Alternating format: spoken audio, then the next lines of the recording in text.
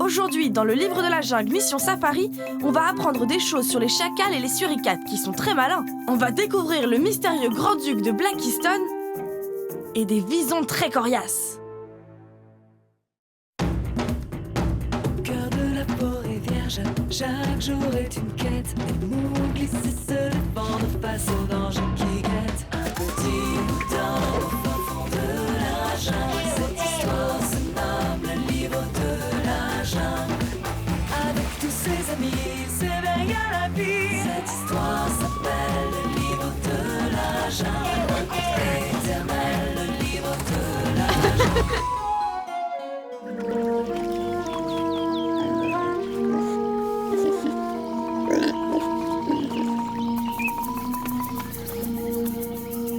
Tu es prêt, Mowgli? Maintenant, Maintenant.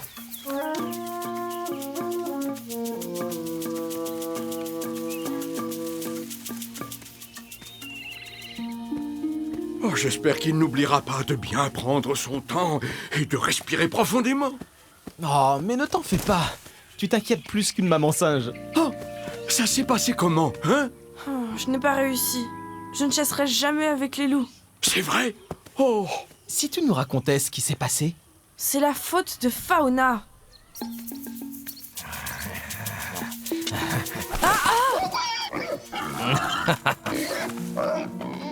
ça, c'est vraiment de la pure méchanceté. Tu vas y arriver. Il faut juste que tu observes comment font les autres. Je vais te raconter une histoire sur des chasseurs. Les visons aiment vivre au bord de l'eau. Surtout dans les endroits qui sont couverts de plantes. C'est là qu'ils chassent pour nourrir leurs petits.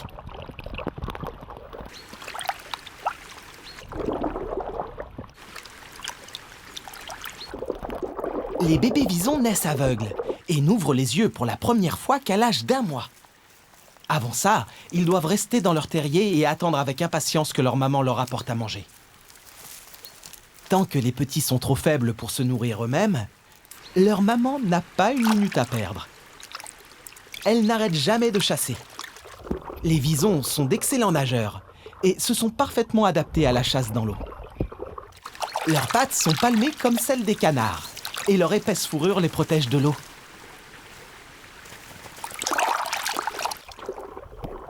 Chaque vison est le chef d'un territoire qui peut faire plusieurs kilomètres de long au bord de la rivière.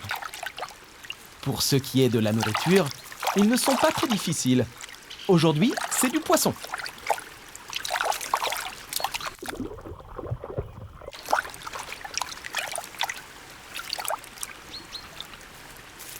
La maman met sa proie de côté, le temps de continuer sa chasse. Mais si après plusieurs plongées, elle n'a pas réussi à pêcher d'autres poissons, elle se dépêche de le rapporter à ses bébés affamés.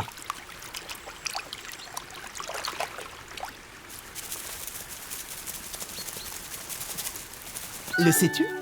Les visons sont surtout des animaux nocturnes. Ils préfèrent chasser dans l'obscurité de la nuit. Il faut vraiment qu'il fasse très froid pour qu'ils choisissent de rester dans leur terrier.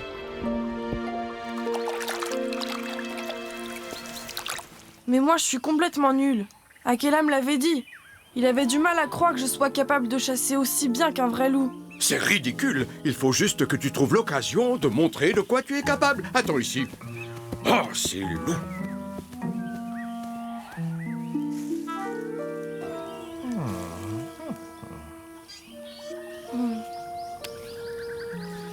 Et si je n'étais vraiment pas assez douée pour chasser avec les loups, je pourrais jamais réaliser mon plus grand rêve. Tiens. Apparemment, tu n'as jamais entendu parler de l'arbre à souhait. L'arbre à souhait? C'est un arbre qui peut transformer ton plus grand rêve, faire partie de la meute des loups, en une réalité. Ce serait merveilleux. Mais il existe vraiment dans la jungle, cet arbre? Oui, bien sûr. Moi aussi, j'avais un souhait important. Et grâce à l'arbre, il s'est réalisé.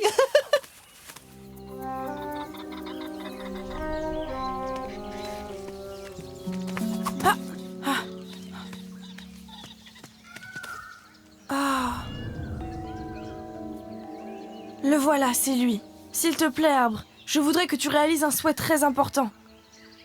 Je voudrais devenir un grand chasseur. Pour qu'Akela accepte enfin de m'accueillir dans la meute des loups. On verra bien ce qu'il peut faire. Je trouve que Mowgli mérite une deuxième chance. Un bon chasseur comme le chacal ne se serait pas laissé déconcentrer par Fauna. Mais même les chacals ne réussissent pas leur chasse à tous les coups. Par exemple, quand ils chassent les suricates. Les suricates sont très doués pour communiquer entre eux et donner l'alerte quand ils sentent qu'un danger s'approche. Le chacal doit être très patient. Dressés sur leurs 2 pattes arrière, les suricates peuvent repérer les dangers de loin. La plupart des suricates de la colonie reçoivent l'ordre d'aller se cacher. Seuls quelques-uns restent dehors pour continuer de monter la garde et surveiller les prédateurs. Les chacals sont de la même famille que les loups et comme eux, ce sont des chasseurs intelligents et rusés. En plus des suricates et d'autres petits mammifères, ils se nourrissent d'oiseaux, de reptiles et d'insectes. Ou des carcasses d'animaux qu'ils trouvent.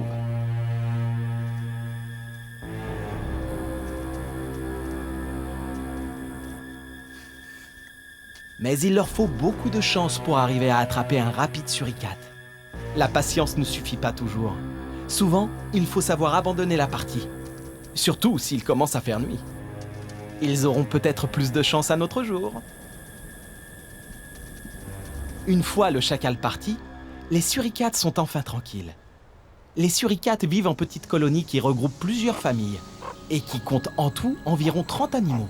Pour que les petits puissent jouer tranquillement, des adultes montent la garde sans arrêt et donnent l'alarme dès qu'ils voient un danger s'approcher, comme les oiseaux de proie, les chiens et les chats sauvages. Le chacal, qui mesure presque 1 mètre de long, ne peut pas suivre le suricate dans les tunnels de son terrier. Malheureusement pour lui, il doit souvent retourner voir ses petits sans rien à manger. Les petits chacals sont bien déçus. Les 2 ou 3 premières semaines, les bébés chacals se nourrissent uniquement du lait de leur maman. Ensuite, ils commencent à manger la viande que leurs parents rapportent dans la tanière. Si les petits n'ont pas assez mangé, les parents leur lèchent le ventre pour les consoler.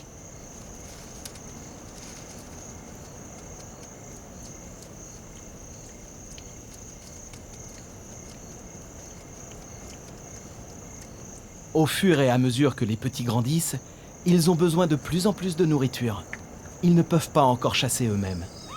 En attendant que leur maman leur rapporte leur prochain repas, ils n'arrêtent pas de crier et de gémir. Mais ces cris peuvent être dangereux, car ils attirent les prédateurs. Souvent, les parents ne rapportent pas assez de nourriture. Parfois, ils ne trouvent que des scarabées ou d'autres gros insectes. Alors, pendant que les petits retournent jouer dans leur cachette, bien à l'abri des prédateurs, leur maman doit repartir à la chasse pour essayer de leur trouver à manger. Parfois, en l'attendant, les petits cherchent tout seuls un peu de nourriture. Le sais-tu ? En général, quand un chacal mâle et un chacal femelle se rencontrent, ils restent ensemble toute leur vie. Les chacals chassent souvent seuls, pour que les jeunes soient toujours surveillés par l'un des 2 parents. Bon, très bien, Mowgli mérite une deuxième chance. Dites-lui de venir au bord de l'eau au coucher du soleil.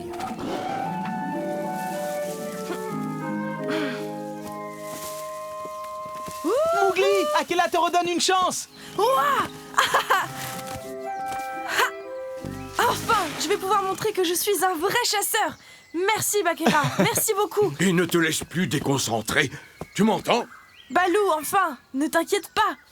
Je vais leur montrer que je mérite d'aller chasser avec les autres loups de la meute. Ah, bien sûr que tu le mérites. Tu seras peut-être aussi habile que le grand-duc de Blackiston. Ce grand hibou vit en Russie, et plus précisément dans la région de la rivière Ussuri.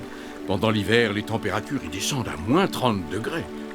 Avec une température aussi froide, la plupart des étendues d'eau sont gelées, ce qui ne laisse pas beaucoup de possibilités d'attraper du poisson. Ce n'est pas facile d'apercevoir un grand-duc de Blackiston. C'est un oiseau timide et c'est une des espèces les plus rares du monde.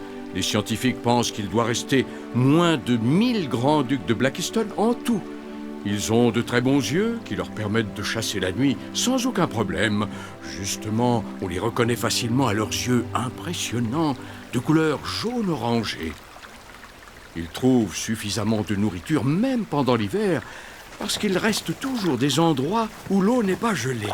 Le grand-duc de Blackiston attend et observe. Aucun poisson n'est à l'abri, même caché au bord de la glace. Rien n'échappe aux yeux de ce grand rapace. Dès qu'il aperçoit une proie, le grand-duc s'approche doucement